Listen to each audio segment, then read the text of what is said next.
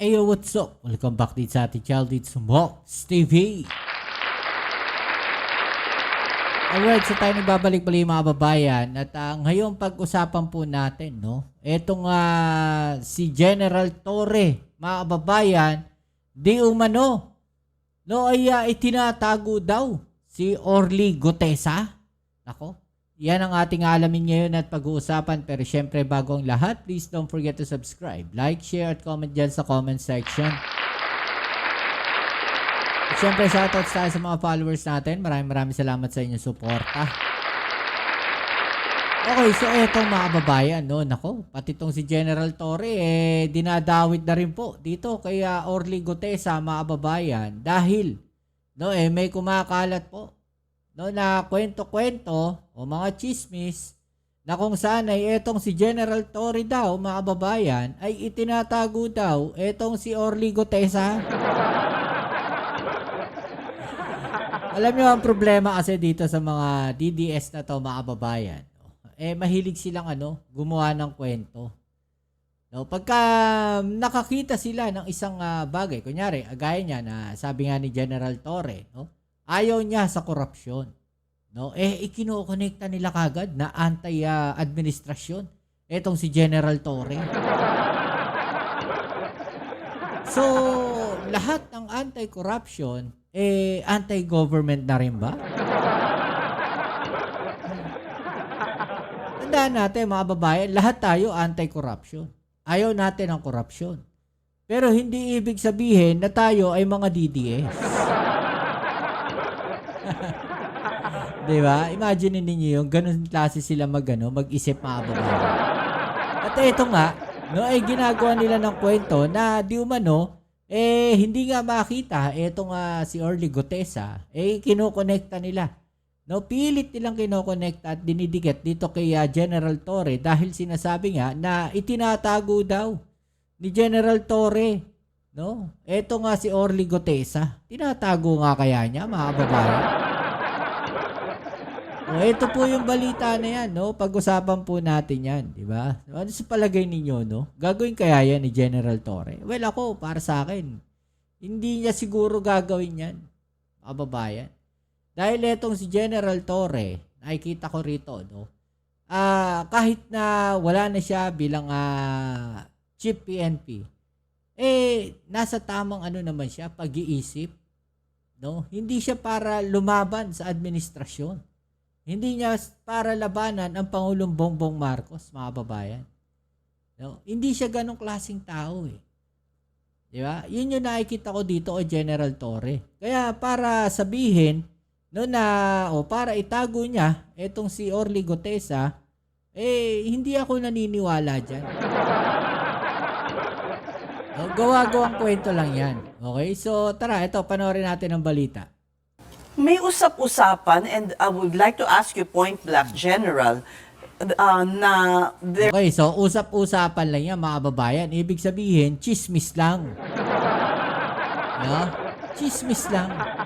there are those who believe na sa inyong nakatago si Gutesa, yung witness against former Speaker Martin Romualdez. Not just him, but the drivers and all the other staff of former Congressman Saldico. Oh, di ba? Yun yung pinapalabas nilang kwento. Noon na ito si General Torre ay nagtatago dito kay Orly Gutesa at to sa ibang staff ni Saldico. Nag-iisip ba yung mga tao na yan? Di ba, nakakatawa lang kasi ayaw nga sa korupsyon, no, ni General Torre.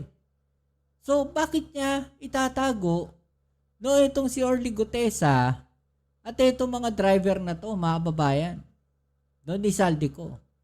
Bakit niya itatago yung mga yan? Diba? Kanino niya itinatago? Bakit niya itatago kanino? No? O kung sino, no?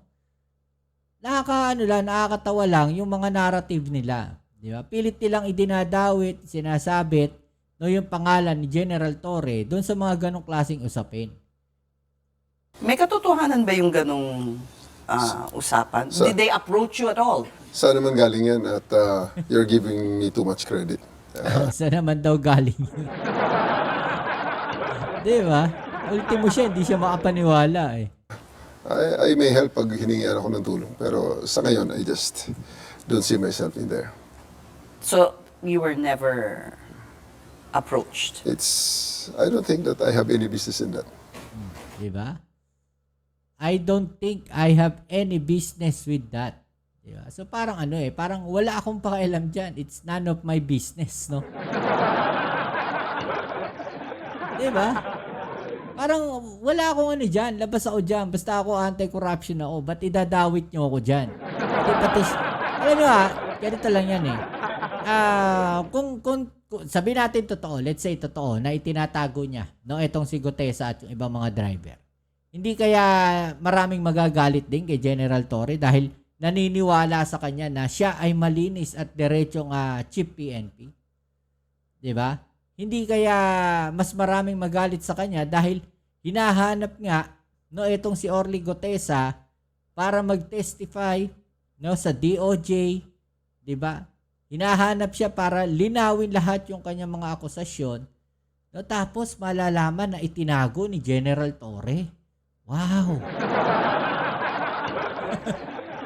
E di pati siya nadikdik mga babayan. Di ba?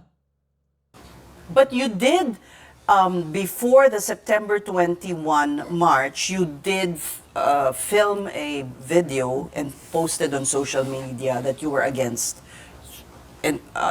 corruption, denouncing the flood control scandal. Lahat naman tayo eh. Alam nyo, medyo may ako dito sa na to sa nag-i-interview Lahat naman tayo nga, 'di ba? No anti-corruption. Bakit ganun yung klase ng tanong dito kay General Torre? Parang binibigyan ng kulay mga kababayan. 'Di ba? Parang ikinukonekta siya. No, si General Torre sa pagkawala o sa hindi paglutang netong si Gutesa at yung ibang mga testigo. Diba? Tandaan natin, matunog ang pangalan ni General Torre lalo na nung naalis siya o napalitan siya bilang Chief PNP. Diba? So, parang ang gusto nilang palabasin, mga babayan o ibang mga tao, no, na masama ang loob ni General Torre kaya kailangan niya itago itong sila Gutesa. No? Ginagawa nila ng issue mga babayan. 'Di ba? Not exactly na may opinion ako regarding sa mga iskandalong to, sa mga investigasyon to. Ang sinabi ko lang doon sa aking video na yun is I do acknowledge na galit na ang mga tao sa korupsyon. At sino nga naman ang hindi galit sa korupsyon? Meron ba namang gusto ang korupsyon? Wala na. And then, people are tired na rin, pagod na rin sa mga hindi natupad na mga pangako.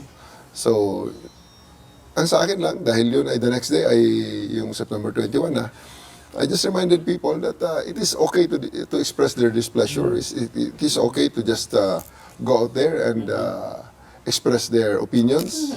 Pero, niremind ko na, let's do it, mahinahon, may pagtitimpi, and most importantly, within the bounds of the law at recognizing also the rights of the other people. Kaya nga, kung linapitan kayo ng witness na nangangamba sa kanyang... Ito tignan nyo mga kababayan Anti-corruption yung pinag-uusapan dito. Okay? So, tignan nyo yung tanong sa kanya.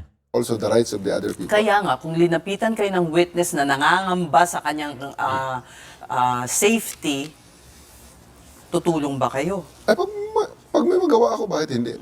Pero wala pang Basta lumapit. anything that will help people. Pero- Yan naman ang instinct natin eh. Okay, may lumapit na ba? Sa mga tao wala.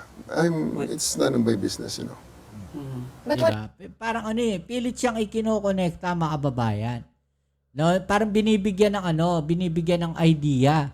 'Di ba yung mga tao, no, na paano pag lumapit sa iyo si Gutesa, no, na humingi ng tulong para itago mo siya, gagawin mo ba? 'Di ba? So syempre sasagot no itong si General Torre nang ayon sa kanyang loob. 'Di ba? Ngayon, doon magkakaroon ng kulay niyan, mga kababayan. No, kapag sumagot siya ng hindi, magagalit sa kanya yung mga tao. 'Di ba? Ganito, pro administration ka. Kagaya niya, sumagot siya. Why not? Kung lumapit sa kanya, no? Pero sa tingin ko ha, may limitasyon yon mga kababayan. Yung pagsagot niya na yon. 'Di ba? Itatago kita, oo, pero haharap ka. No? Pwedeng ganun. Humarap ka sa investigasyon. Hindi kita itatago para proteksyonan na itatago na lang habang buhay. Hindi ganun. 'Di ba?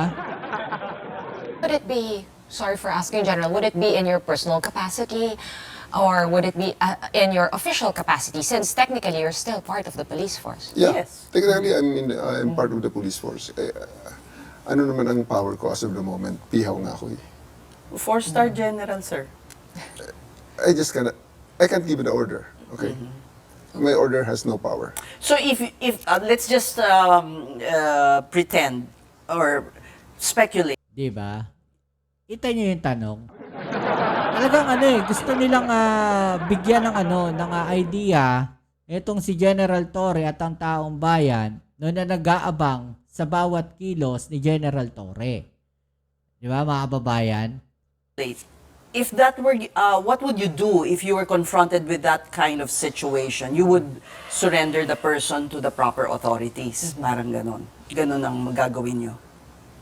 For Kunyari, example, opo, isang For example- witness na nangangamba sa kanyang safety dahil may ibubulgar tungkol sa Whistleblower? Yes, a whistleblower. case-to-case Correct. basis eh. Kasi the government has mechanisms to protect such kind of people. 'Di ba? So, andyan naman eh, gumagana naman, nakikita naman natin in public, may mga witnesses na nasa witness protection program ngayon. So, they can avail of that. 'Di ba, mga kababayan? Yun yung rektang sagot, no? Ni General Torre. Kaya sinasabi ko sa inyo, depende 'yan, no? Depende 'yan sa sitwasyon. No, ang gagawin siguro ni General Torre, oo, kukunin kita, pero isusurrender pa rin kita sa gobyerno. Ganon. Ayan, nakakuha ninyo yung sagot. No, na gusto ninyong isagot ni General Torre. Pupuntahan siya ni kung pupuntahan siya ni Gutesa, i-accept niya si Gutesa. No, pero hindi para proteksyonan ng todo. No, hindi para itago. No? Kung siya ay in-approach ni Gutesa, mga kababayan, kukunin niya si Gutesa at isusurrender niya rin, no? Sa gobyerno. Ganun pa rin lalabas, 'di ba? So ayan. Magdadalawang isip ngayon sila, no, kung kukunin ba, no, o magtatago ba itong si Gutesa dito kay General Torre. Abangan ninyo. Idadawit at idadawit 'yan. No, pipilitin nila na maisabit itong si General Torre diyan. Oh. Ha? Ano masasabi niyo dyan, mga babayan? No? I-comment sa ibaba niyo mga opinion at ating yung pag-usapan. Alright? So yan, muli kita tayo sa ating next video upload. Maraming salamat sa inyong suporta. Shoutouts po sa mga followers natin dyan. Please don't forget to subscribe, like, share, comment dyan sa comment section. At mulihan niyo ko yung mga updates sa Mobs TV. Peace. I'm out.